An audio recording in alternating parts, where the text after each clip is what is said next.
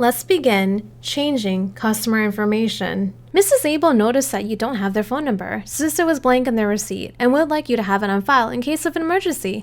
There are a lot of ways to get the customer details entry. Just right-click on the reservation in the rack, right here. But let's pretend that you have 200 sites, so they're not easy to find on the rack, and she can't remember their site number at the moment. We can find them easily with the on-site report. Click on the On-Site tab, like I just did, to see the list of currently staying customers, and then click on the Last Name column header to sort by last name. Luckily, Abel's now at the top since they're sorted alphabetically. Right-click on Abel's reservation cell and select Customer Details.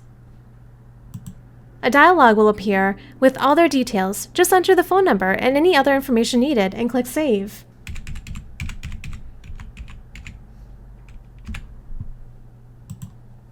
Now, when you double-click on their name to see the reservation quick info window, it will include their phone number.